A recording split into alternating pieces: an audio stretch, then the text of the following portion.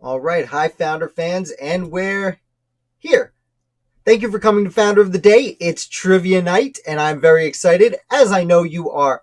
Uh, as always, I'm nervous I'm going to do something wrong, so if it's too quiet or something wrong with the video, please feel free to let me know. Other than that, let's get to some trivia. Now, we're using the same deck of cards that we have used the last 2 weeks. It is this American Revolutionary War trivia pack that I had gotten in historic downtown Philadelphia quite a while ago. There's 48 cards. We have done 24 of them. We'll do 12 more this week. And I am going to say right off the bat, we are going to play for this fantastic law firm of John Adams sticker. Now, there's a little bit of reflection on the light. I assure you, it's amazing. I actually realized today, down under here, I have my law firm of John Adams shirt on today, too. I only asked him about half an hour ago, but these products come from Liberty & Co., which you can, if you go to Liberty and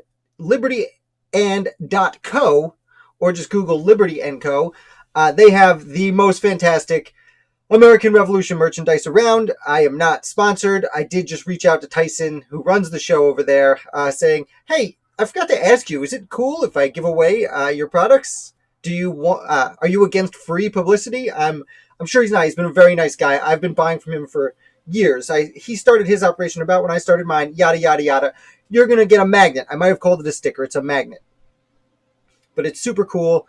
Established 1755. Other than that, we're going to get into the trivia. I also am doing something a little different today. Now, it's not going to look so cool right away, but since we were keeping scores last week, I decided to make a scoreboard. I am going to type an example here.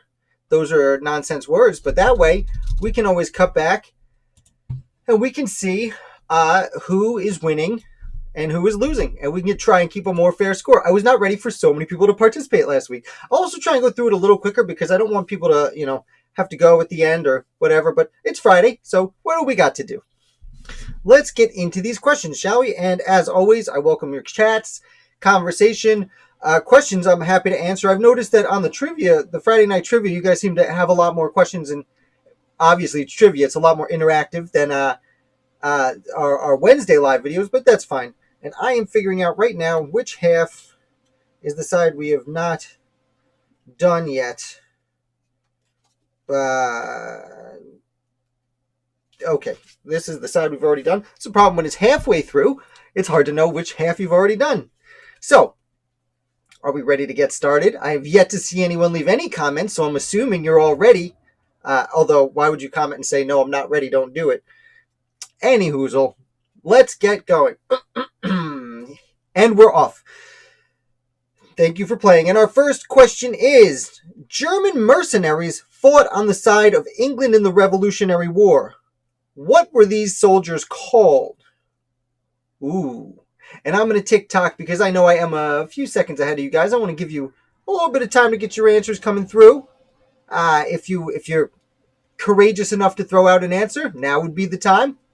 Again, German mercenaries fought on the side of England in the Revolution. What were these soldiers called?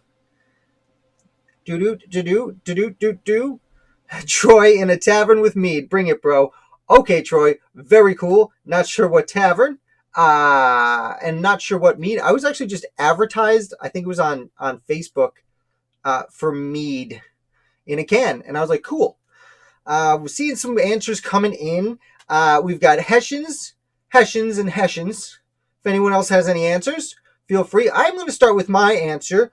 That is, there were several types of Germans in the American Revolution. Now, we mostly do, if anyone wants to throw in an answer before I say it, call them Hessians for the most part. Now, that's because many of them were for Hesse Castle in Germany. There were other Germans that also served, because at the time, we want to keep in mind, Germany wasn't Germany like we think of it now. Germany was separate states, almost like the United States back when the Articles of Confederation were around. I'm trying to think of another one. Perhaps like Netherlands is a good example. And Italy was the same way. They were principalities. They were separate. They consider themselves separate nations, but they were Germanic. And in hindsight, we refer to them as Germans or Hessians. We lump them under Hessians because most of them were Hessians. but they were from several different states of Germany. And there's another one that's major that the name escapes me right now, but they were not from Prussia, as I discussed recently. The Americans really liked Wilhelm. What's his name? Wilhelm the Great, Frederick the Great. I'm sorry, Frederick the Great of Prussia did not let the British bring Hessians over. So let's read the official answer. Hessians hailed from 6 different German states. I didn't realize it was that many. They fought for Britain during the Revolutionary War after an agreement was reached between King George III and the German Duke of Brunswick. The Hessians were paid as mercenaries, but many had been conscripted into military service and were forced to leave their homeland and participate in this war. Mercenaries were necessary because the war was unpopular in England and the British ranks were already depleted from the 7 Years' War. Around 30,000 Germans served, making up about 1/3 the British Army in America.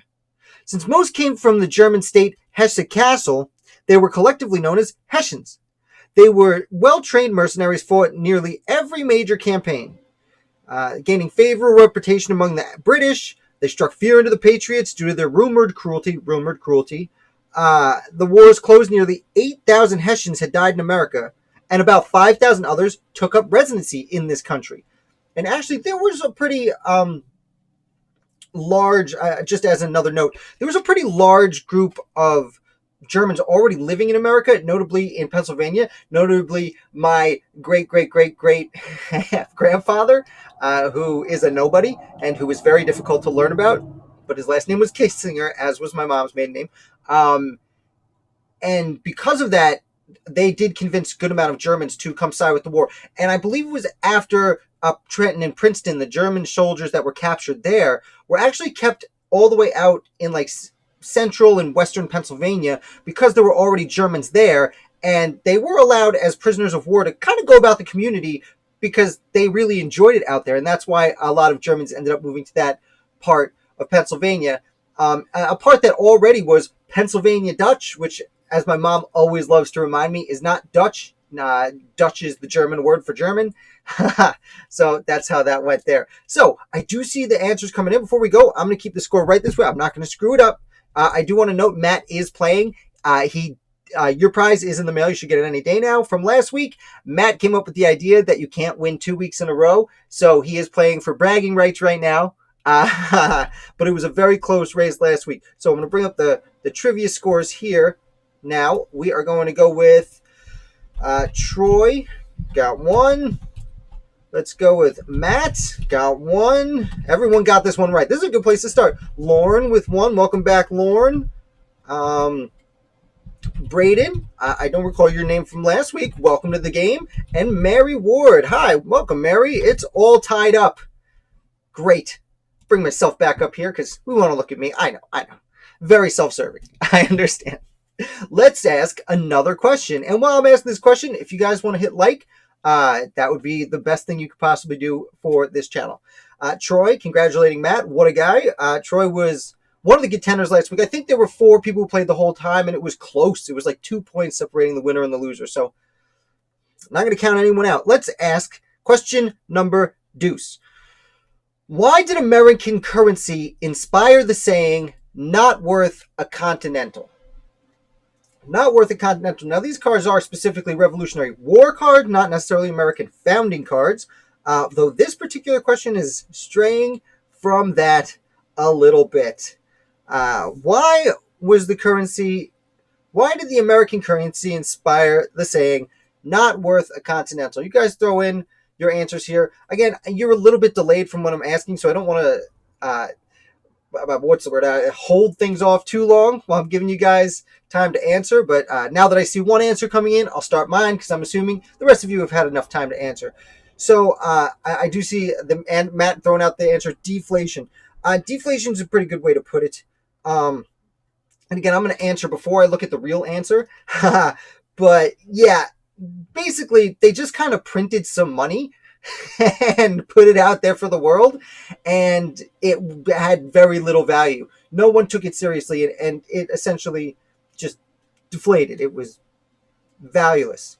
Matt with the no silver or gold to back it up, absolutely right. Braden saying because after a while it went down in currency, and yeah, that's pretty much right. I know what you're trying to say there. Like, it was valuable, and then it wasn't. It was kind of never valuable. They just hoped it would have value. It was actually backed by like individuals put their own private wealth into it to give it value. But then they kept printing it and it essentially had no value. So, yeah, let's see what the official answer is here. I'm having trouble explaining it. In June 1775, the Continental Congress approved the issuing of paper money to help the country pay for its wartime bills. However, due to a variety of factors, the money quickly depreciated. So the answer is a variety of factors. Come on, card. Anyway, by 1779, it had lost most of its value, and the currency collapsed completely by 1781. Soldiers, with their pockets full of cash, discovered to their dismay that wary shopkeepers refused to accept it and wanted coins instead. As the currency's value plummeted, the phrase "not worth a continental" was created. The country's finances remained a pervasive problem. Congress had no power to tax and therefore lacked the revenue backed by paper bills it printed. Adding to the problem was the widespread counterfeiting, which increased the total amount of currency in circulation while reducing its value. The Patriots depended heavily on foreign loans to help finance the war, with France, Spain, and private Dutch bankers the major contributors. So let's see. Everyone's saying answers, they're pretty much good. Yeah, no gold to back it up. Mary's saying continental value plummeted. Troy was almost worthless compared to English money. Yes, and honestly, I will throw out there, more notably, the Spanish dollar. And Lorne, with different states had their own currency or valued it differently. Yeah, that definitely affected it. Like it said a variety of factors. Sorry, this is kind of a dumb question. But it does seem like everyone who answered got it right. All 5 of you, okay. Again, this isn't the most difficult question, and I'm very loose with some of them. Some of them are straight up answers, but some of them are a little more difficult. There's a lot to unpack here, if I might, real quick. Actually, you know what? We'll go back to the scores, and I'm going to give you guys all 1. This is probably a dumb way to go about it, but I'm just going to add 1s to it, and then we can count up the 1s at the end, if everyone is cool with that. Great. Did everyone answer? Yeah, everyone answer. Okay, great. Perfect, guys. Thanks for playing. This is fun. There was a lot to unpack here. Like I said, there's a lot of, it's, as it says here, what did it say? A variety of factors. Like, finances are very hard to describe, as I've been saying a lot recently, trying to learn about Hamilton's financial plan. So, yeah, there's kind of no way to get this one wrong. And I like what Lauren pointed out, that since different states had their different currency, the Continental wasn't just competing with the English pound. It was also competing with the Spanish dollar, which was really the most stable dollar for a long time in the world, in the Western world. But yeah, many of the states were printing their own money and had their own banks. There was really no rule against it, although many of those currencies were having their own hard time. And furthermore, they, as we said, they just kind of printed too much of it. And also, after the war, it was the printing of the Continental that helped lead to things like Shays' Rebellion in Massachusetts, because all these veterans came back to their farms that they owed back money on because they weren't working their farms. They were fighting in the war, and they come back and they want to pay with paper money because all the states had paper money. And what do you know? The government of Massachusetts didn't want to accept paper money anymore. And that didn't work out very well. Although, granted, they were looking for legal tender, which was a Massachusetts money in particular. But again, all this fluctuating paper money. And I don't have it behind me, but there's a really interesting thing. I saw someone, who was it? Matt threw out no gold and silver to back it up. There's a founder I love called Roger Sherman. I'm sure some of you have been here a long time, have heard me talk about Roger Sherman, one of the signers of the Declaration, Constitution, Articles of Confederation, signed literally everything important. And he, and I'm sorry, took a shower not long ago, my beard's in my mouth. Yuck. He signed everything, and he wrote in 1752, 20-something years before the Revolution, he wrote a paper whose title was A Caveat Against Injustice, an inquiry into the evils of a fluctuating medium of exchange. And that is a mouthful of a title. But what he was essentially saying was talking about, he was from Connecticut, and they were having problems with people from other states having stink bugs fly in the room while they're on YouTube. It's that time of year. So he was talking about Massachusetts having the problem, Connecticut having the problem of using paper money, but then accepting paper money from other states, especially Rhode Island. And since their values were different, people would take out debt in Connecticut debt and then try and pay it back in Rhode Island debt. And he was arguing for gold and silver. And he was the one who made them put in the provisions that the United States would be backed on gold and silver in the not in the Constitution, but in the early first term of the United States House of Representatives. And in fact, most arguments made today, there are a lot of people out there, some of you might be these people and not even realize it, that people who argue that the United States should go back to the gold standard. That argument actually goes back to before the American Revolution, when Roger Sherman was one of the major proponents of this idea. So I know I got a little bit off topic there, but I thought it was fairly relevant. I see some comments. Can you imagine soldiering in that era and getting paid worthless paper? I'd be torqued. Dude, torqued. I like that. Okay.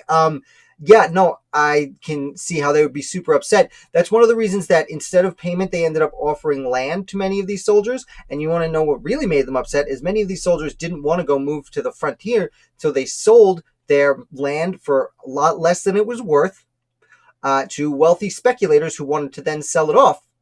And then the federal government came around, and these speculators were going to get paid the full value of what that land was worth, even though they just bought it for less than it was worth from the soldiers themselves, who kind of got screwed. But then on hindsight, most of that property value plummeted, and those wealthy people all went bankrupt anyway. It was a tough time in the late 1780s, early 1790s to be a former revolutionary. Matt, no gold or silver to back it. Government kept printing it just like today. Okay, I see what team you're on, Matt. I get it. Yeah, Matt, I don't know if you've ever read A Caveat Against Injustice by Roger Sherman, but based on what you're saying right now, I bet you'd really be interested in it. It's free online because it's super old, and it's fairly short. So even though it's in 18th century language, it's still pretty fun.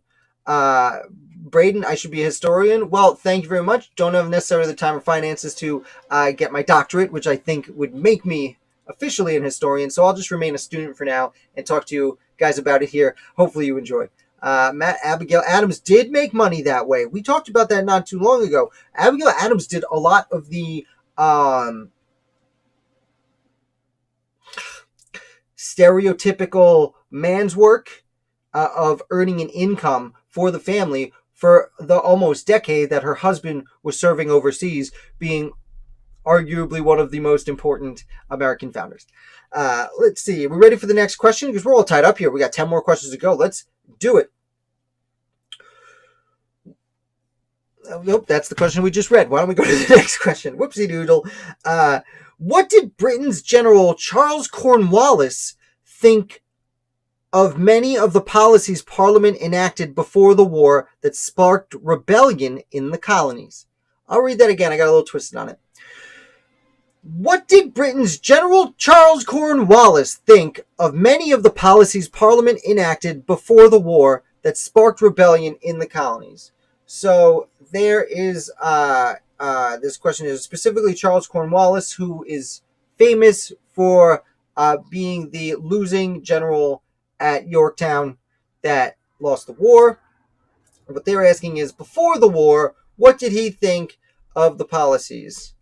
There is already a Dr. J. Thanks, Matt. Yeah, I get it. There's also a Dr. Manders. My father was a physician. A podiatric surgeon is actually how I should put it. Braden, did she screw people over? Abigail Adams. So I don't know specifically if she was screwing people over. I do understand that she was a shrewd business person, which I know has seemingly harsher connotations when you say it about a woman than a man. For a man, being a shrewd business person is generally good, and for a woman, it sounds like it's not. I am saying it as a compliment. I believe she was a shrewd businesswoman. She probably screwed some people over, even though I'm sure she was a very nice lady. Let's see. We got Matt saying against them. We got Braden saying he was disgusted by the acts. And we have Lauren saying he knew it would incite rebellion. These are all interesting answers. Troy coming in with he thought they were overbearing. It would cause troubles. Oh man, is that an actual quote? That's bold to throw out an actual quote. I sure hope you guys aren't Googling this. I just realized you guys should just be Googling this the whole time. We're on the honor system here, guys. We're on the honor system. I'm waiting. I don't see an answer from Mary quite yet. I would love to see if she had an answer, although we can't wait forever. As we learned last week, some people did miss out a little bit for being a little too slow. I know I am ahead of you, but everyone else has thrown out their answers. Matt, yeah, okay, we're gonna do it. I would assume the question is leading. The question certainly makes it sound like he didn't like what was going on. Now, I don't know a whole ton about Cornwallis outside of the. I can't Google it; would kick me out of the stream. Good, good, Braden, good. Um, Whatever Google has to do to make you play fair. The question is leading. Obviously, he probably didn't think it was a great idea. A reference to iron and England troubles. Oh, the troubles from the 70s, 80s, 90s. Interesting. Well played. Well played. Yeah, I've learned a lot about Burgoyne recently, actually, but I don't know a whole ton about Cornwallis. So I would say he's probably against him. Charles Cornwallis, who became one of Britain's top commanders during the Revolutionary War and who surrendered to George Washington at Yorktown, yada yada yada, was actually a member of Parliament before the war broke out. He voted in opposition to many of parliamentary policies that incensed colonists and caused discord. But despite his disagreements regarding Britain's political stance toward the colonies, Cornwallis, who had already served in the British Armed Forces before becoming a politician, agreed to assume command as the revolution escalated. He participated in the crushing of Washington at the Battle of Long Island, the British victory at the Battle of Brandywine Creek, the capture of Philadelphia in 77, and Charlestown 70-80. Finally, he was forced to surrender his army at Yorktown on October 19th, 1781, which is just 3 days from now.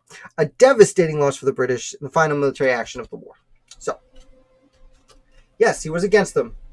He thought that there would be problems. So, I'm going to go with everyone gets a point. So, yeah, all the answers are pretty similar. It's not just a one-word answer, or it would be a lot easier to decipher. But yeah, everyone had the right idea, except for Mary, who did not have an answer. Not too late, Mary. As we learned last week, it is never too late to come back in this. Matt stormed up from behind, if I'm recalling correctly. So, not too much to say about that. Cornwallis was a British general, and he did pretty good. So, he actually did. I should note this. He did very good during the war. Until that last little bit there. Braden, do I do it every Friday? This is the third consecutive Friday. I am going to hope to continue doing it Fridays. We also have a live video on Wednesday where I talk about the articles I wrote in the previous week, which is a lot of fun too.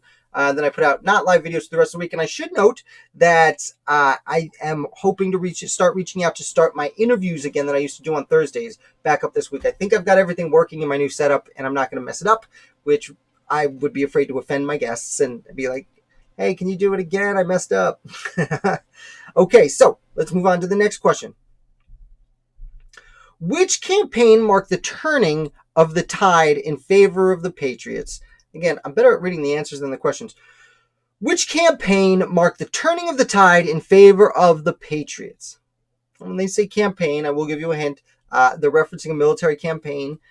Campaigns generally were extended series of battles. Particularly, usually armies would winter or camp out for the winter, which they called winter. They'd get a camp and they'd stay in the same spot for most of the winter, forage for food around there, and there'd sometimes be battles like the Forage Wars in New Jersey, but generally they stayed put, and then they would have like a summer campaign. Braden, that's a lot of answers, bud. I feel like you're cheating. Can you do us a favor and narrow it down to one answer, please? I like what you're doing here. And those are all battles. They all could be considered campaigns. So the Bunker Hill would be considered the I don't even know. What's the word? The more of the siege of Boston than a campaign, but the same thing really. Princeton, I think, and Monmouth would be considered the New York, New Jersey campaign. We were talking about Cornwallis at Yorktown. I don't even know if Yorktown would be considered a campaign because it was really the one battle. I see you scratched it, Braden, but like you could put it in there. Again, I'm going to read this one again. No one's really tossing out. Braden put out I don't want to say all the answers, but most of the answers that are possible. Which campaign marked the turning of the tide in favor of the Patriots? I'm going to wait for at least a second answer. I don't want you guys to miss your opportunity here. But I am going to have to start. I'm stalling for time for you guys. Troy saying the Southern campaign. Matt saying Southern campaign. Okay, now that I see him coming in, I'm going to say something that I'm surprised I don't see any of you saying. I'm going to call it the Saratoga campaign because it was after Saratoga that the French decided to join the war, that we captured a gigantic portion of the American army, that we kept, the Saratoga campaign, the British were trying to separate New England from the rest of the colonies by controlling the Hudson River because they understood that the most rebellious colonies were in New England, but most of the good generaling was being done outside. So my guess is Saratoga campaign. Yes, the Saratoga campaign, which took place in New York, 1777, was the first major victory of the war. Patriot success impressed the French, who decided the Americans merited their public support, which, when they joined the Americans, meant they were declaring war on Britain again. Saratoga culminated in an offensive launched by the British General Johnny Burgoyne. Starting from Canada, he aimed to capture Albany and take control of the Hudson River. The colonies. The first battle took place September 19th. At the end of the long bloody day, British had costly casualties, and their advance was halted. The decisive battle took place on October 7th, with Major General Benedict Arnold leading the reinforced Patriot troops as they smashed the enemy's lines, invaded British camps. Burgoyne and his supply lines faltered, his armies depleted, and blah, blah, blah, blah, blah. Saratoga.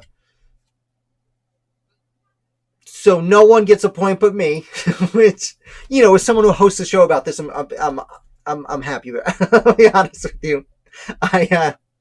I'm nervous about these cards because, like I said, I don't know the answer. So, I got, I think, at least one wrong the last 2 weeks out of 12. So, yeah, it's a little embarrassing, but I like this. Daniel Morgan was at Saratoga too. You guys all had good answers. And there's definitely arguments to be made for all of them. I mean, Bunker Hill, for example, drove up morale, especially with the martyring of Dr. Joseph Warren. The Southern campaign, which some of you said, especially Cowpens. It's interesting because Cowpens was like a turning point because it set the Americans back a lot. That was a horrible thing. And so the Southern campaign was important because, Nathaniel Greene takes over and he runs away. And the race to the Dan. And he runs away and jumps over the river to Virginia and waits and then reattacks. And it's Nathaniel Greene's efforts that essentially win the war, because what he does in the South in the months leading up to Washington finally admitting I have to give up on New York and move down, and then they have the Battle of Yorktown. Like, Nathaniel Greene, more than any other general in the army, really should get credit with winning the war. And that's a really bold statement from someone who admittedly only started studying military history very particularly within the last about 3 or 4 years ago. But from all I've seen, Nathaniel Greene is probably arguably the most important general in the Continental Army. The other one would be Benedict Arnold. I know, Braden, it's hard to hear, but you got to get used to it. Benedict Arnold was an American hero. That's why his traitorism, his treason was so important. I sorry to break that news to you. And if you watch this channel for any amount of time, I really like to give Benedict Arnold credit up until 1780 when he kind of freaks out and does everything a little bit wrong. But that's what made him so important. So 0 points awarded to anyone here, but great answers. Quebec is an interesting one too, Braden, because Quebec's a giant turning point because the Americans kind of stormed through Canada. And it looks like they're just going to kind of take Canada, no big sweat. And then all of a sudden, whoopsie daisy, things go wrong. They walk into the city of Quebec and Montgomery immediately has his head blown off. And then seconds later, Benedict Arnold has his leg shot out. And suddenly, there's no one leading this army. The guy whose name escapes me, who ordered the retreat. Troy, I'm good with Saratoga. Without French help, they probably collapse the following season. Yeah, see, that's the thing. That's why Saratoga is so important, Troy, is because without Saratoga, like, yeah, you have Silas Deane and Benjamin Franklin over there, like, talking up America this whole time. But really, after Saratoga, getting the French on board was humongous because, think about it, without the French Navy blockading the British at Yorktown, we might not win Yorktown. Without the Marquis de Lafayette, well, Lafayette had already fled against the king's wishes, so he's a terrible example. But the British are distracted. First of all, we have the French Navy helping us out. We have some French soldiers come. We have the Britain and France go to war, which automatically erupts into a world war. Like, I've written about battles that they had in Pondicherry, India. The American Revolution spread to India. The whole world ended up fighting. So you have Britain's now distracted. Britain's now no longer suppressing rebellious colonies in North America. Britain is now fighting a world war against France. I'm sorry. In addition to that, Spain reluctantly starts to support the Americans also, which was a very important part of this. Now, let's see. I'm a hashtag angry. Fair enough. Aaron Burr was at Quebec. He traveled with Benedict Arnold. Aaron Burr was an American hero. Aaron Burr was Vice President of the United States of America. Benedict Arnold rightfully gets a lot of grief in history. Aaron Burr, because of that duel, we forget, he was an extraordinarily important politician in the first decade of the United States history. Great book. Let's see. I'm going to grab it. Time out. Nancy Eisenberg. Fallen Founder. No link in the description. I forgot to put any links in the description below. Again, I have a lot of lights here making me look nice and pretty, but this is a book about Aaron Burr with fingers on his face. It's called Fallen Founder by Nancy Eisenberg. It's a tremendous book, and it takes a great look at Aaron Burr and what an interesting character he was. On top of that, we all hear the song Theodosia if you watch the new play, the Lin-Manuel Miranda play. What's super interesting that they don't even get into is Aaron Burr gave his daughter a better education than most men received in America at the time. He was really forward-thinking. He wasn't outspoken about it, but he was seems to have been anti-slavery. He ends up living a very, very long time, actually. I think he dies in 1836. I might be wrong about that, but that's after even James Madison, who was a little bit younger. So, yada, yada, yada. Let's play this game. I do see some questions coming in. Lafayette dressed as pregnant lady to get to America. I don't know if I didn't hear that I'm not aware that he was a pregnant lady, but I do understand he did dress in drag a little bit to hide, to get to his ship to leave for America. But then he stopped and went back because the king specifically ordered him to come back. And he does come back and then he leaves again. But yeah, he did dress in drag. It was a little more common back then than you might expect. All right, let's do the next question. Are you ready? And for those of you, L week coming in late, there's still plenty of time to catch up here, as Matthew demonstrated last week. Why did many American Indian nations fight on the side of the British? Question mark. Why did many American Indian nations fight on the side of the British? And the key word there is many.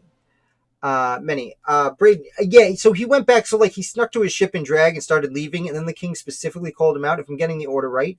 And he got back off the ship and went back and then left again. But came to America for a few years. And then, as they say in that Ships and Gun songs, came back again from the United States to get more money and weapons, and then returned again to help win the war. I'm seeing some answers come in. I'm going to sip some water because, as those of you who have been here more than once know, after an hour of talking, I get a little bit thirsty. And what could be more fun than hearing someone take big gulps of water on camera? Super gross. All right, answers coming in. Matt would keep their land. Elweek, Leweek, that we say it. The British promised them land. Braden, they fought because they wanted to keep their land. Troy, the British promised to stop colonial westward expansion. Lauren, false promise about getting their land back. Okay, so everyone's pretty much going with the land thing. Got it. And I'm going to say you're all right. Matthew with keep their land and Braden with keep their land is a little bit more right. Well, no, you guys are all right. Lauren, false promise about getting their land back. I don't know about that. Because what happened was back after the French and Indian War, and this is something that's interesting.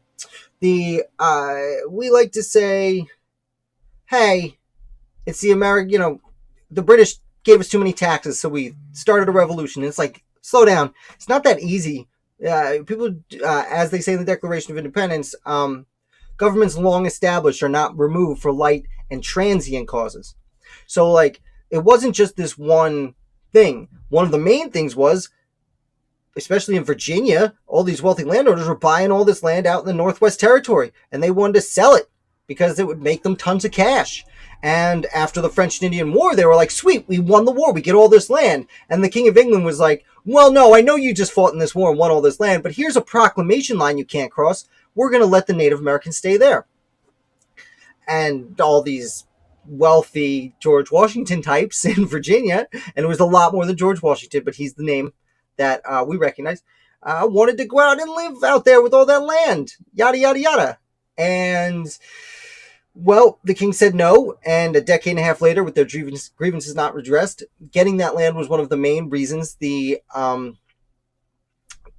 Southern Patriots joined the war.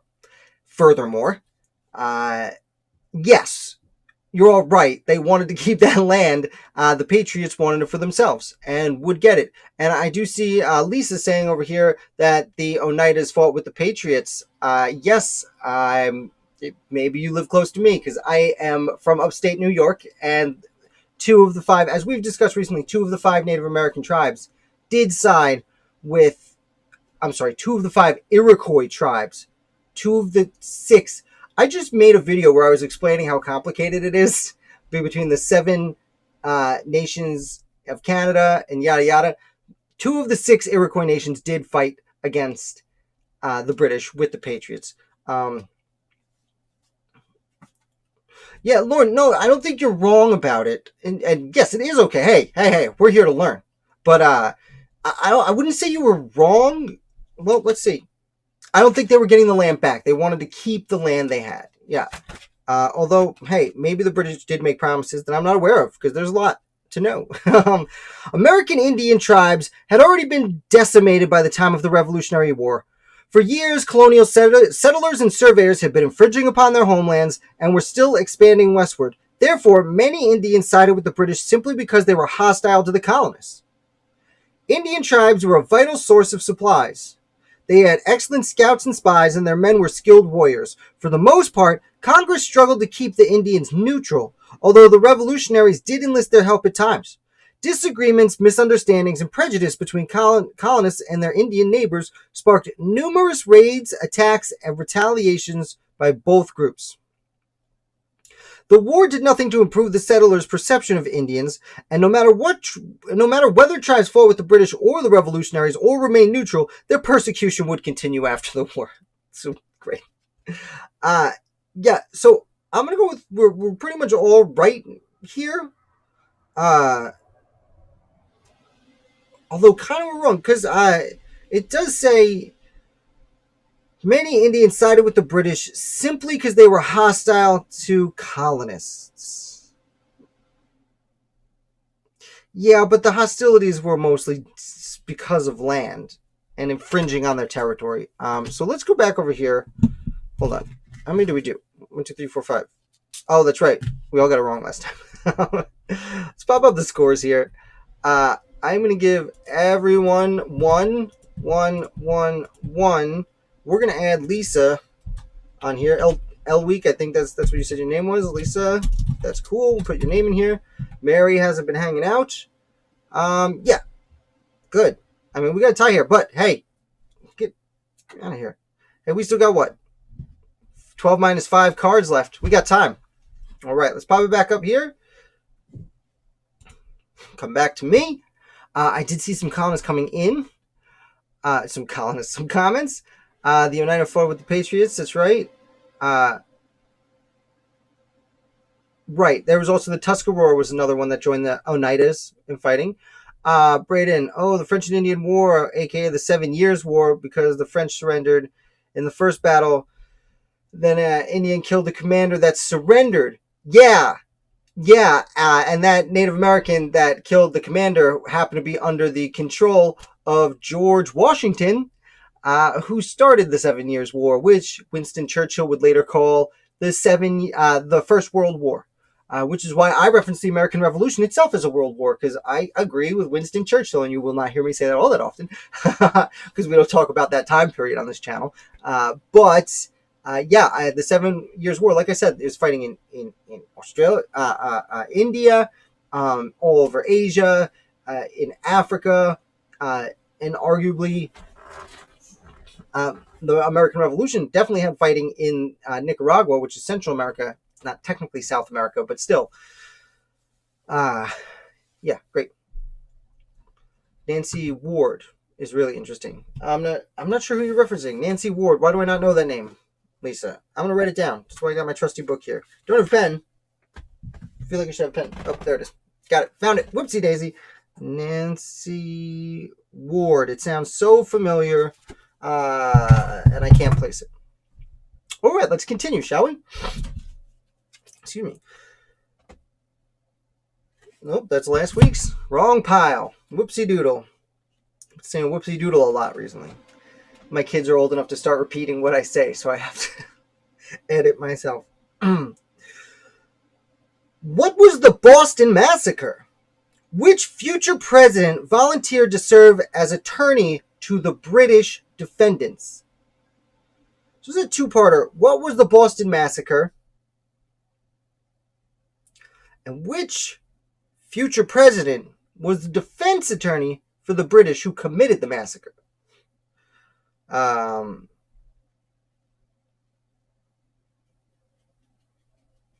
Interesting. Lauren, as a kid, we used to go to the Tuscarora Reservation to watch fireball soccer. Super interesting. Mary Ward met with Washington and Franklin. The name sounds so familiar, but I can't place it. I guess, was she from Philadelphia? I'll look it up. I wrote it down. I'll definitely do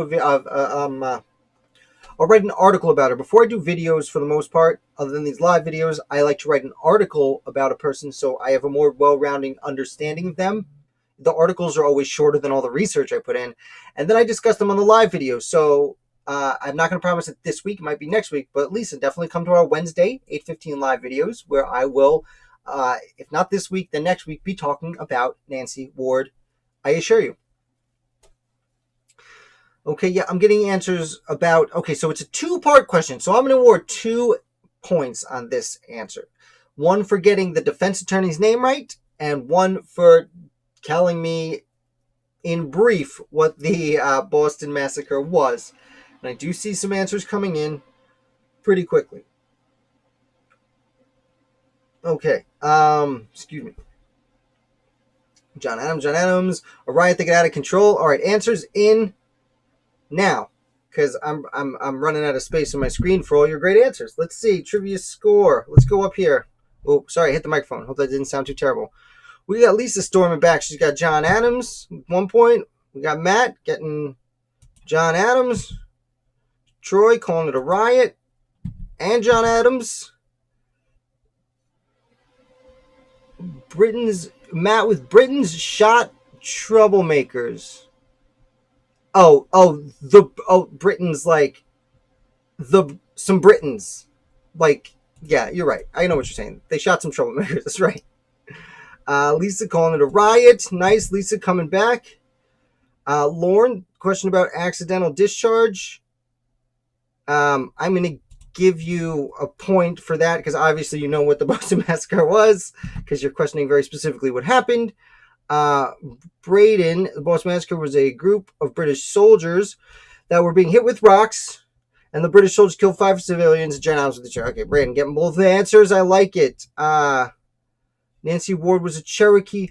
Oh, I did know that name sounded familiar. See, I live up and okay, so we've gone through this. We've got all our answers. It's really close. Let's see. Troy, 1, 2, 3, 4, 5, 6. Matt, also 6. Lauren, 1, 2, 3, 4, 5. Braden, 1, 2, 3, 4, 5, 6. And Lisa's still coming up from behind. And Mary seems to have left us for greener pastures. That's okay. We'll welcome her back when she arrives. I'm fine with that.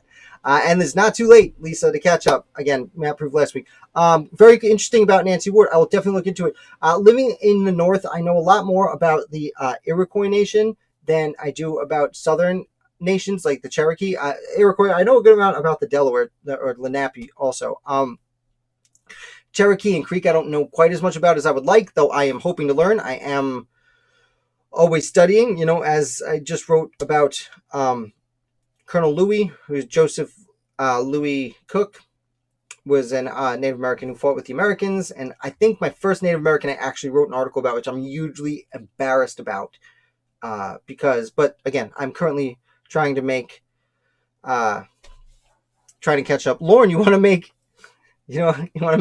add Mary's place? Okay, well, we'll see how it goes from here. Lisa's catching up already. If Mary comes back, I'd feel super guilty. That's the problem. Well, and you know what? Lisa, if you don't win this week, you come back next week, and that's that.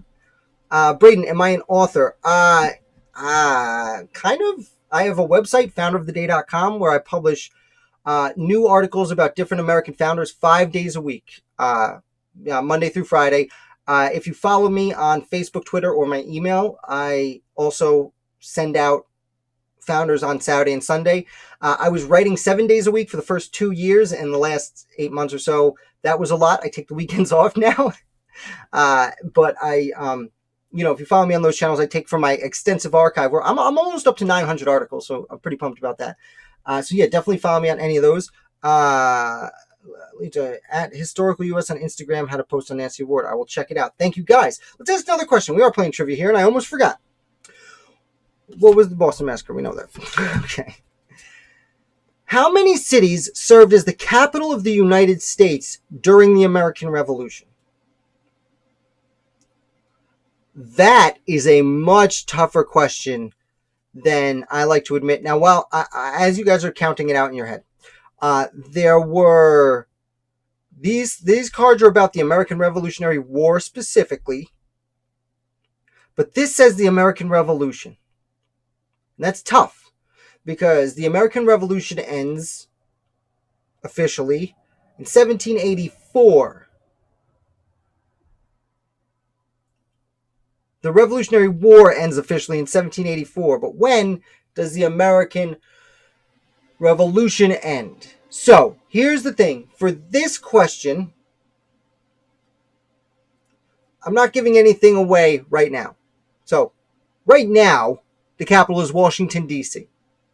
Thomas Jefferson did serve as president in D.C. So, we're going to talk about, I'm going to include whether or not the card includes this. I am going to include the card, the number of capitals from the First Continental Congress through Jefferson being in Washington, D.C. So 1774 until John Adams actually went to Washington, D.C., but 1774 till 1800. Those 20 years. So I'm going to take a sip of water. I see you guys throwing out answers. I know what you're thinking. You're all saying 3. I see 3 coming out over and over again. Which cities? Oh, Braden, it says cities, so narrow it down. So you guys are saying 3, and you're probably thinking New York, which was the capital when the Constitution was ratified, and the revolutionaries, the Constitution took office and George Washington became president in New York City, and then it moved to Philadelphia, and then it moved to Washington. And that's 3, and that seems to be what you guys are saying. And Matt, that's your final answer. No more changing answers. So, and I think you might be wrong, because sure, there are those 3, fine. But before they were in New York, serving under the Articles of Confederation, well, they got chased around a lot. So they're serving in Philly for the First Continental Congress. Then they definitely get chased out and they go to Baltimore. Then they go back to Philly, and then they get chased out and they go to York, and then they get chased out and they go to Lancaster. Then they go back to Philly, and then I believe they go to. I believe they go to Annapolis. I'm like angry I can't think of it. And at one point they definitely go to Jersey. I think it's Trenton. And there's something I'm forgetting. And then they go to I've already named Philly, but then they go to New York City, and that's where the Continental Congress turns into the United States Constitution. And then years later, they go to Washington, D.C. So including Washington, D.C., I'm going to say 8. Okay, let's see. 6. What? Come on. But they're probably not counting. Okay. The cities where Congress met are considered to have served. Okay. The cities where Congress met are considered to have served as the new country's capital during the Revolutionary War. The first, Philadelphia, boasted a central location within the colonies. So Congress most often convened there. Both the First and Second Continental Congresses met in Philly, where the Declaration was adopted. Second Continental Congress also met in Baltimore, Lancaster, Pennsylvania, and York, Pennsylvania. After the Articles were ratified in March of 1781, the Second Continental Congress was replaced with the Continental Congress of the Confederation, which met in Philadelphia, Princeton, I said Trenton, Princeton, and Annapolis, where Congress received the resignation of George Washington. A federal district, now known as Washington, D.C., was not founded until 1790. The city was not named for the famous general, by then the country's first president, until 1791. The federal district served as the nation's permanent capital. Okay, so this says 6, but it doesn't include New York, and it doesn't include Washington, D.C. So, 8. Which means Lisa's playing catch-up, because Lisa got it, and I don't think anyone else was able... No, it's a trickier question than it sounds, but like I said, this game is about the war. And even though they just said American Revolution, they're talking about the Revolutionary War. So, hey, we're going to go up to the big board here. I know everyone's upset that they didn't get it right, but I think we're all pretty happy that Lisa's catching up, just like I said she had the option of doing. Well done. Let's see. So we are through 1, 2, 3, 4, 5, 6, 7 cards. 5 more. And I don't want to take up your whole life, so let's speed up a little bit. Speed up. Speed round. What soldier gained the unlucky distinction of being the first to be court-martialed and executed by the U.S. Army? For what reason? I have no idea what the answer to this question is. Just to say it again, what soldier gained the unlucky distinction of being the first to be court-martialed and executed by the U.S. Army? And for what reason? What soldier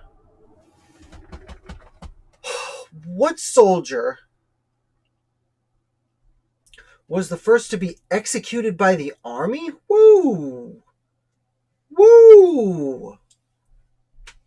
I'm waiting on you guys. You guys gotta give me an answer, because I have no idea.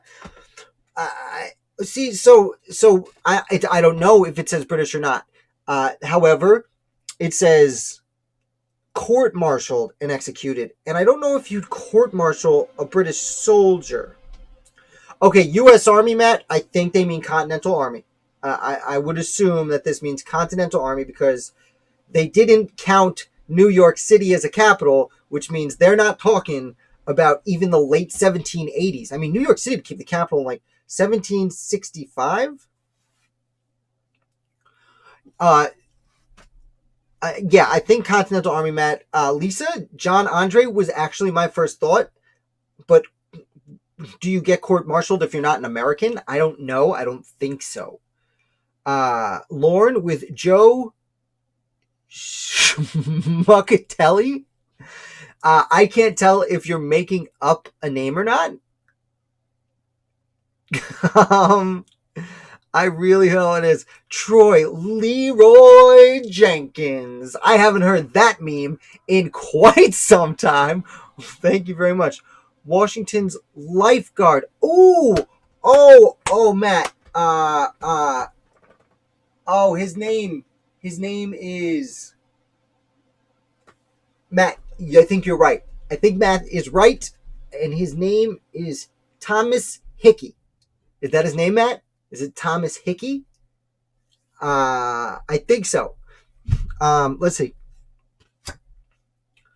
Thomas Hickey. Matt, whammy. You nailed it. Like, you get credit for that. You absolutely get credit for that. So before I even read this, Thomas Hickey was conspired with Mayor of New York City, David Matthews, not the rock and roll David Matthews, the one who was mayor of New York City hundreds of years ago. And they conspired to kidnap George Washington. And Thomas Hickey was a member of Washington's Life Guards, which was run by Caleb Gibbs. But Hickey was just one of them. But Washington's Life Guards was kind of like the Secret Service for the president now, where literally, like, they were the ones who guarded the camp, like Washington's headquarters, guarded the tent. And the other thing, if Thomas Hickey sounds a little familiar, if any of you are video game fans, there's a video game called Assassin's Creed. It's a series of video games, and I'm not going to get too much on a video game tangent here, but this one I played because the Assassin's Creed 3 is about the American Revolution. Now, the whole game is science fiction-y, and you got to go through this stuff in modern day you put on this uniform and like live in someone's past life or something like that. The whole plotline is kind of stupid, but in this game, once you make it through the crappy parts and get to the American Revolution, you could walk around 1770s Boston and 1770s New York City and just walk around and see all the people, and you play missions. Now, these are historically inaccurate missions, but you're there for the Boston Massacre, and you get to fight in the Battle of Lexington and Concord, and it's super cool. But the whole thing in this game is like, there's assassins who are fighting for freedom, and then there's like the Templars who are fighting for order. And I know Templars sounds bad. They're supposed to be bad guys. And in this game, one of the main characters is Charles Lee is one of the bad guys. And Thomas Hickey is one of the main bad guys. So I know that's super random in out there, but you can fight Thomas Hickey in a video game if you really don't like him. So now you know. Let's see. I'm missing stuff over here. Is it a familiar name used in U.S. Army to represent a sloppy soldier? Oh, wait, Lauren, are you being serious? Like, wait, oh, you're talking about Joe Schmuckaletti? Sounds right. Okay. Thomas Hickey, yeah. Troy, impressive. Hey, man, Matthew's the one who got it. Speaking of which, we're going to pop up the screen here, and Matthew's not going to win. He can't win the prize this week. He's playing for honor, but pretty honorable. That's a deep cut, as they might say. Troy, dinner time. Oh man, I'm sorry. I do it at this hour because I try and make it open for everyone. Well, no, man. Well, I'm sorry. I'll try not to take too long. It's only an hour. I guess we got to keep it on an hour next week, or you got to eat dinner earlier. Sorry, Troy. Thank you for coming. Well, let's continue on. Oh, I should read this. Thomas Hickey, a private general in Washington's Guard, executed on June 28th. His crime, quote, exciting in joining in a mutiny and sedition, and of treacherously corresponding with, enlisting among, and receiving pay from the enemies of the United American Colonies. Special Guard to protect Washington said that, although he maintained his innocence, he was convicted and publicly hanged. However, Hickey's story didn't end with his death. Wild rumors circulated about the conspirators' plans, which were soon twisted into a plot to murder Washington. Some accounts held that Hickey delivered a poisoned drink to the general, but had been discovered for taking a sip. Such fictions fueled the tension simmering between loyalists and patriots. Oh, interesting. I lied to you guys. Hickey was arrested by civilian authorities in New York City on a counterfeiting charge, but while in jail, he told a fellow prisoner of a plot to mutiny. So he was convicted of trying to excite a mutiny. He never actually tried to kill Washington. I mean, it's kind of a bummer. I really like the whole kidnapping Washington thing. I really thought he was associated with David Matthews in kidnapping. I'm going to look that up. I'll probably write an article about that, actually. Okay. All right, let's continue. Poisoning peas. Yeah. Okay, this one is a true or false question. Continental Congresses were convened annually from 1774 until 1781 for a total of 8 Congresses. True or false? Convened annually from 1774 till 1781. There's a lot of numbers in there.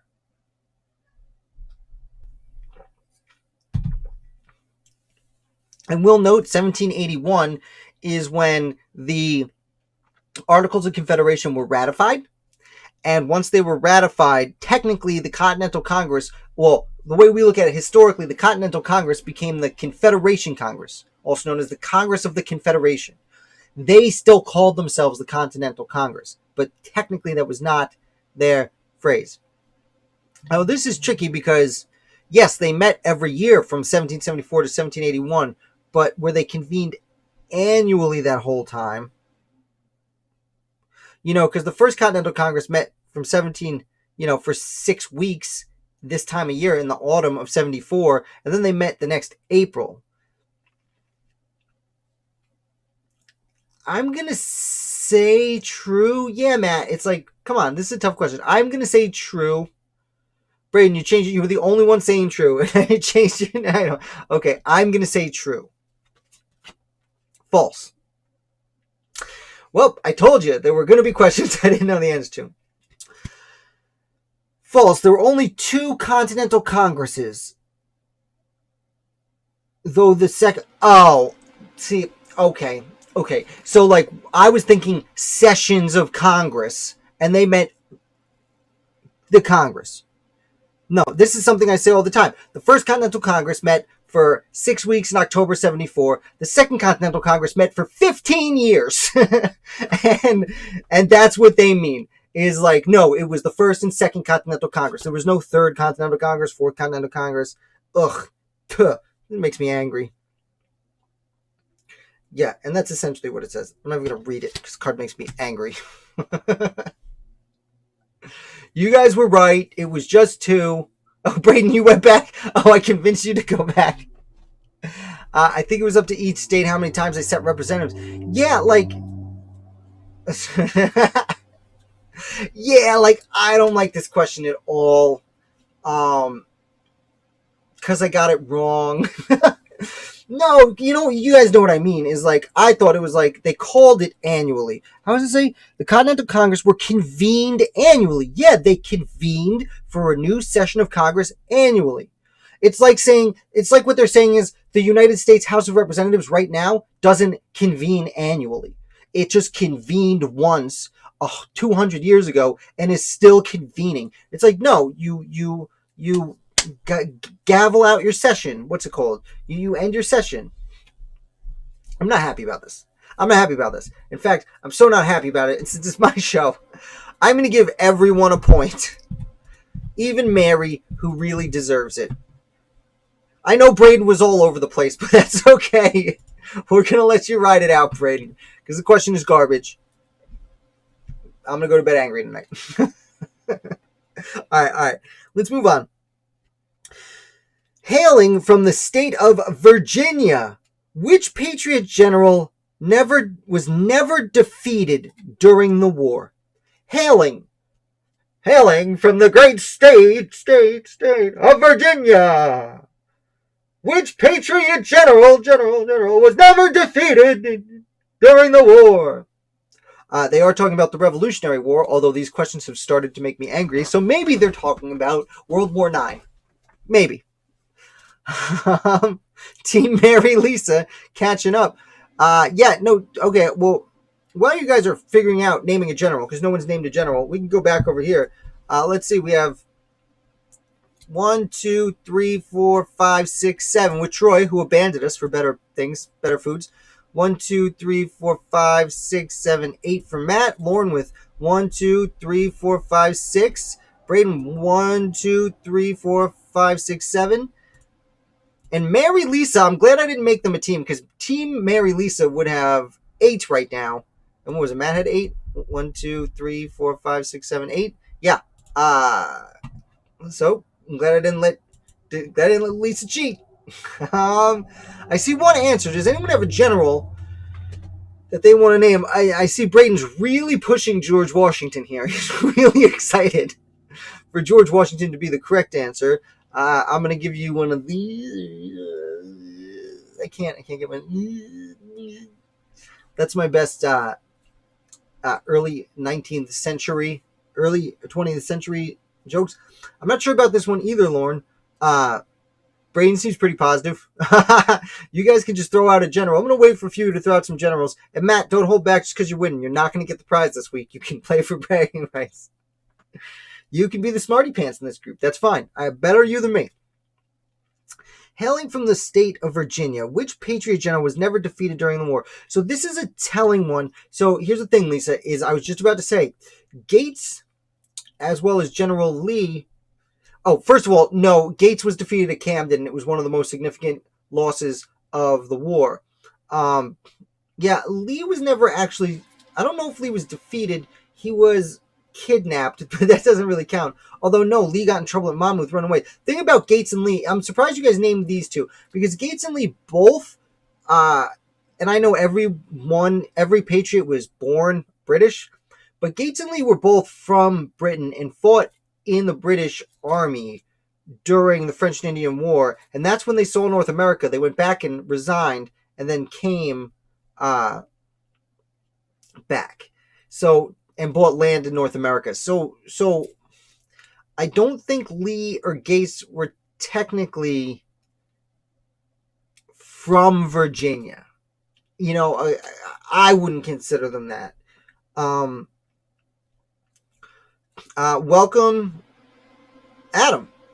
I will add you to the list. You are pretty far behind. It's going to be real difficult for you to catch up, but please feel free to play.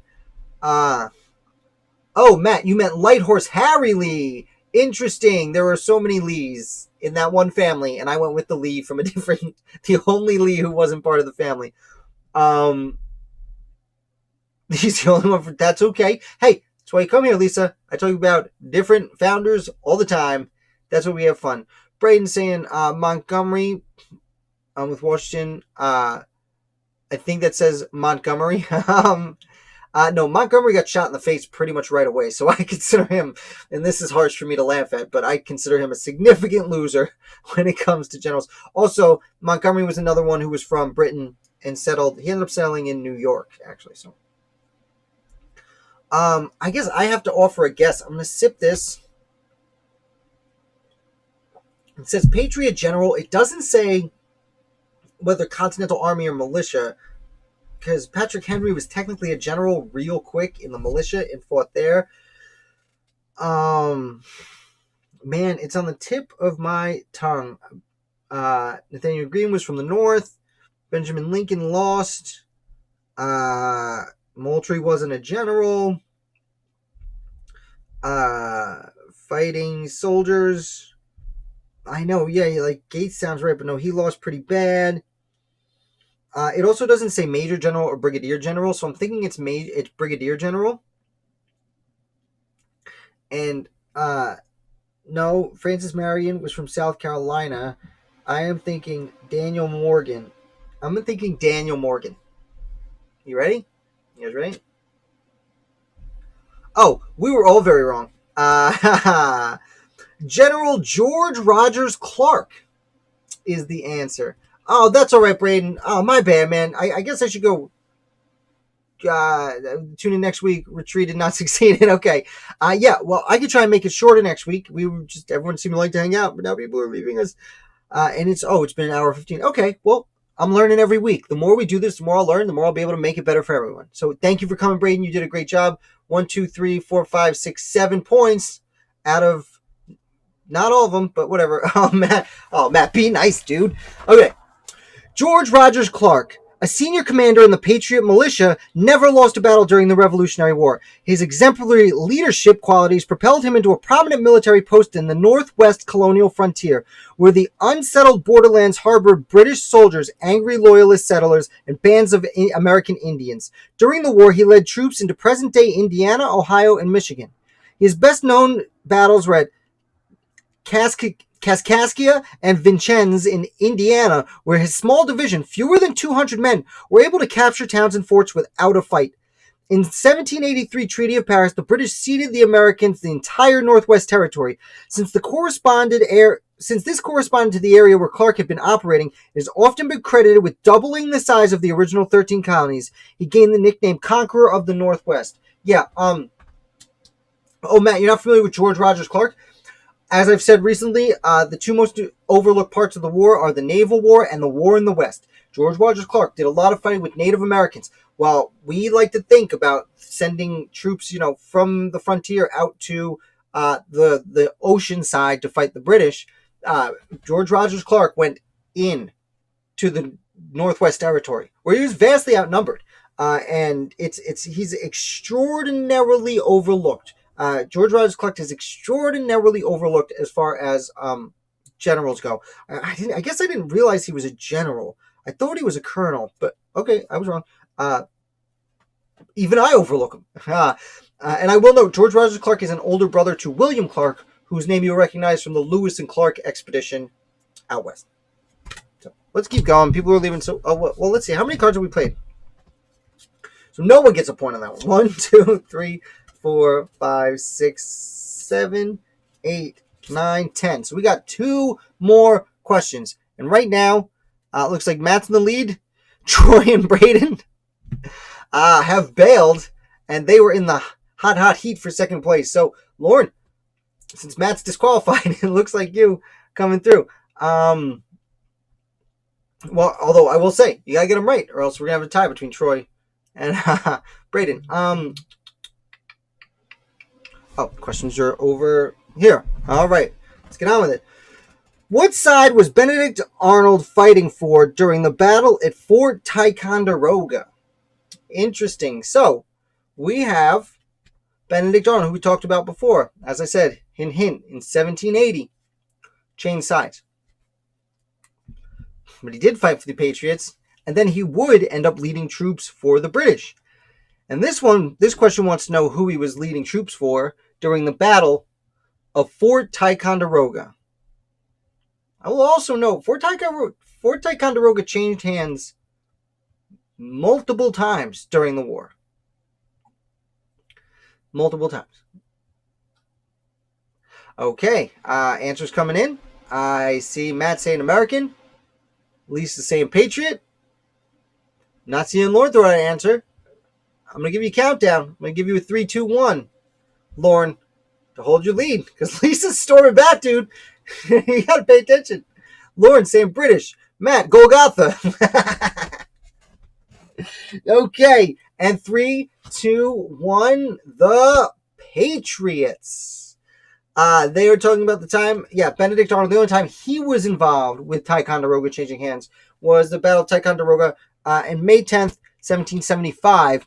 So just a few weeks after the Battle of Lexington and Concord, and before the Battle of Bunker Hill. And he helps take it pretty much without a fight.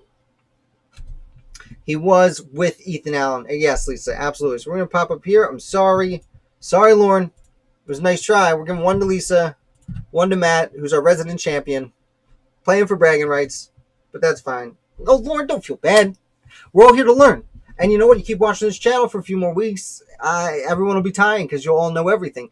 No guarantees. There are no guarantees that you will know everything about the American Revolution watching founderoftheday.com. But let's keep going. Oh, so wait. What is that? 2, 3, 4, 5. I know I just counted 6, 7, 8, 9, 10, 11, but I'm doing a lot. And we are up to the last question. Ooh, and this is a good one. So let's take a look at our scores. We have Troy with 1, 2, 3, 4, 5, 6, 7. We got Matt with 1, 2, 3, 4, 5, 6, 7, 8, 9. Lauren with 1, 2, 3, 4, 5, 6. Braden 1, 2, 3, 4, 5, 6, 7. And Lisa 1, 2, 3, 4, 5, 6. Okay, so it's tied with. Okay, all right. Now it's time, guys. And this is a really interesting question that I have kind of a lot to say about, but have not been talking about. What was the Huddy Asgill affair? Now, this is kind of an open-ended question, but I'll know if you know what it is by your answers. What was the Huddy Asgill affair? I did make a video about this a while ago, and I'm actually going to grab this. And there was another thing, but I don't know where that went. I'm waiting. I'm waiting for you guys because this is super cool. What I'm going to tell you is super cool. If you answer, though, you have to answer. I know, I'm giving you radio silence, and people are leaving. Yes, I will repeat the question. What was the Huddy Asgill affair? Huddy Asgill. I'll even hold the card up for you. See if you can read it. What was the Huddy Asgill affair? Mr. Giddy messed around with Miss Asgill. Well, it's Huddy, but sure. I love this story, and while I'm holding it up, I am going to show you this that someone sent me. It is a letter opener. Oh, don't want to bang the microphone. And you're not going to be able to read it. I know you're not going to be able to read it. I'm trying my best. It says, "Thank you to my team Asgill. With very best wishes, Anne." So there's a woman named Anne who wrote me about this story. Okay. I guess I'll have to make up another question as a tiebreaker. A woman, Anne, wrote me about this Huddy Asgill affair. So Joshua Huddy was a patriot who was fighting in the South at the end of the war, close to the end of the war, and he was captured, but he was a colonel. Now, Huddy was kind of a jerk. No one really liked him, but he was still an officer in the, I believe it was the New Jersey militia, and he was hung as revenge. It was a revenge hanging for someone else who was hung on the British side. He was hung with basically without a trial in New York City. So what George Washington did is he said, if you're going to hang one of ours, we're going to hang one of yours. And he had officers who were in custody, British officers that had been captured. He had 20 of them draw a paper out of a hat. And one of the pieces of paper had read, "Unfortunate." And that person was Charles Asgill. So that's the Huddy Asgill affair. Huddy was hung by the British, and Charles Asgill was an officer who was chosen to be hung as revenge by the Patriots. Now, they stayed, yeah, you remember this, man. Okay, so they stayed his execution for quite a while. And, because he was young, he was like 20 years old, and they write home, and then his parents in Britain write to the King of France, asking for France to step in and help. Eventually, France does try to step in. For Washington, from his point of view, because you have people like Alexander Hamilton arguing, no, we can't hang this dude. Like, it's part of the agreement of, like, we have a tentative peace agreement going on here. Like, we can't, what was it? No, it was this, I think it was the surrender of Yorktown. It was one of the surrenders. I think it was Yorktown. It might have been Saratoga, but it was agreement of surrender that you wouldn't just go hanging our officers. And so many of the officers in the Continental Army were like, Washington, you can't do that. That's not cool. So, as he always did, Washington ends up just contacting the Continental Congress and saying, whatever you think, Congress, I'll do whatever you think. And then they put it off, and eventually they end up saying it's okay and releasing him from his unfortunate position and sending him off. But this was a thing that could have really ended, any shot at peace between, or at least pushed off the peace talks between the Patriots and the British. And I have this because I was contacted a few months ago now by a woman named Anne, who is a descendant of Charles Asgill. And now I'm not going to get too into it because I'm still looking into it and haven't been able to confirm much. But apparently, she is a descendant of Asgill. And there was a certain letter held by I think it was a newspaper in Connecticut that essentially said George Washington was treating Asgill harshly when he was a prisoner. And now that letter did go up for sale, and it was purchased by someone unknown who refuses to publish what's in the letter. Now, this is what the average person would call a conspiracy theory. And as your average conspiracy theory fan, I am super interested in it. I haven't had the try. I need to get in touch with the people at Lancaster Historical Society, who apparently have certain documentation regarding this that is not publicly revealed yet. So I need to contact them and corroborate this story. But because I said I would look into it, she was a little preemptive, but Anne was nice enough to send me this cool letter opener, making me part of the Asgill truther team, if you will. So I made a video about Asgill a while ago, which is how she found me, saying, whoa, someone's talking about Charles Asgill, what do you know? I haven't made an updated one about the conspiracy yet because I don't, everything I talk about I try and verify is true, but I haven't substantiated that. My next book, well, actually, there are a few ideas I have for a book, I'll be honest with you, Lisa.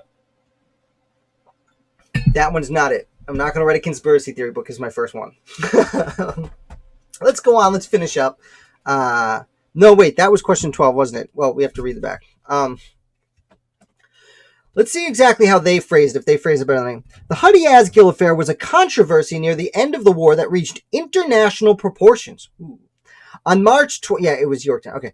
On March 24th, 1782, Loyalists captured artillery captain Joshua Huddy, a member of the New Jersey militia. They were seeking to retaliate for the loss of one of their men, and on April 12th, Huddy was hanged with a note pinned to his chest that read, in part, "Up goes Huddy for Philip White." The incident outraged patriots, and a British soldier was selected by lot to be charged in retribution. This was Charles Asgill, an ensign no older than 20 years old, who had been captured at Yorktown in 1781. Before the execution was carried out, Asgill's distraught mother wrote a plea to the Comte de Vergennes, France's foreign minister, a man who ardently supported the revolutionary cause. Ardently? Okay. The letter made its way to the French king and queen, and on the American Congress, which voted that Asgill should be relieved. With great relief and, quote, singular pleasure, George Washington complied. Okay.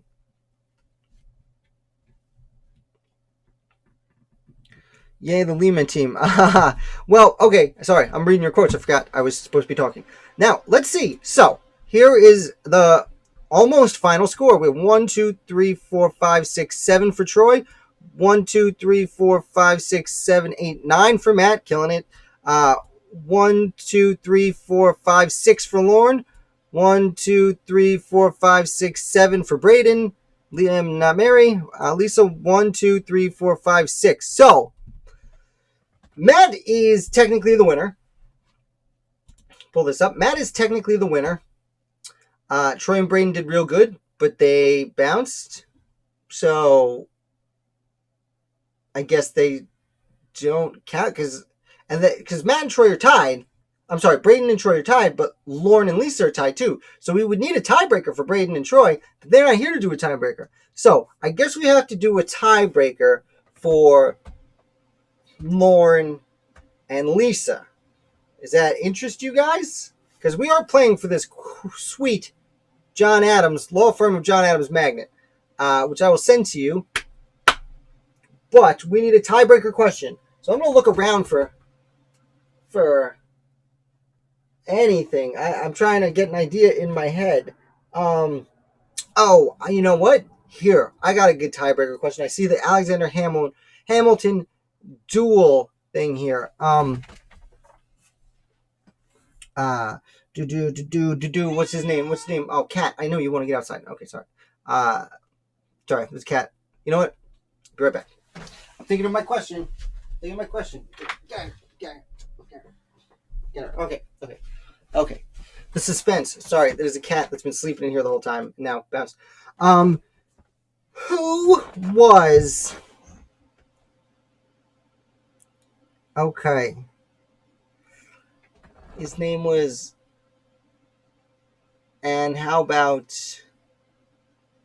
Just don't want to. I just don't want to say anything that's just going to give it away super easy. Sorry. I didn't expect to come up. Now I will have a tiebreaker question for next week at the end because I have learned I need a tiebreaker question. So I will say, see if you guys have been watching my videos this week. This is Aaron Burr.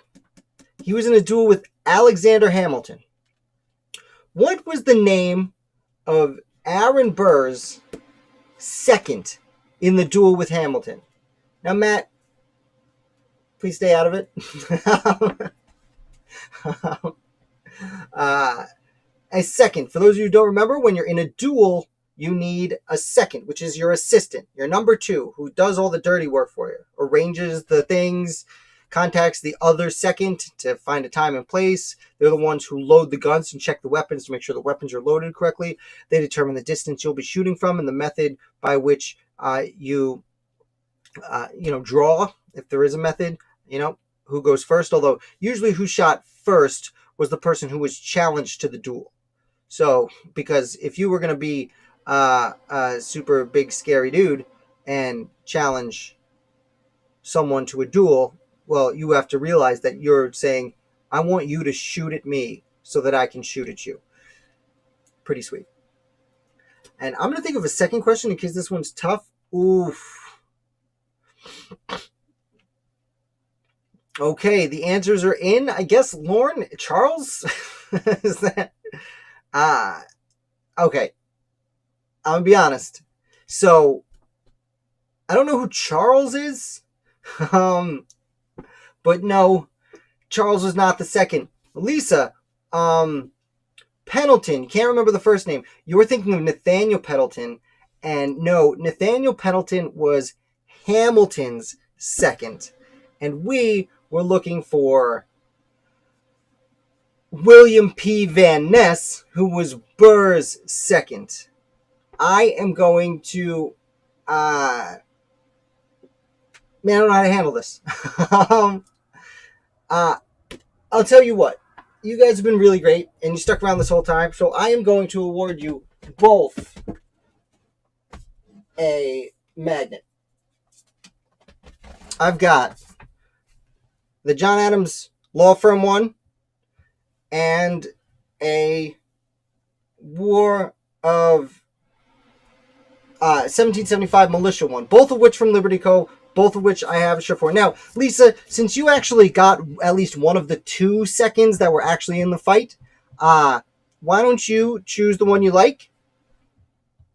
And I will send you that one. And Lauren, since you said your pastor's name, I will give you the other one that Lisa doesn't choose. One's a little bigger, but this one is, I don't know. I like both these and both the shirts. I wear them all the time. So, again, Liberty & Co. You don't have to answer now. Feel free to give. I do need your address to send it to you if you're comfortable with that. If you would you can put your addresses here if you're comfortable, or you can contact me, direct message me on Instagram, Facebook, or Twitter. All at Founder of the Day on each of them, or you can email me at contact@founderoftheday. All of those things I just said, I forgot to put in this video, but if you go into any of my other videos, the description is all down there, or like literally Google Founder of the Day, and those are the things that come up. So yeah, I'm gonna take a sip of water. If you guys have any other questions or anything, this was a lot of fun, a lot of good answers this week. Matt, 9, I think, is the record. Because what did you have last week? I wrote it down here. What did you have last week?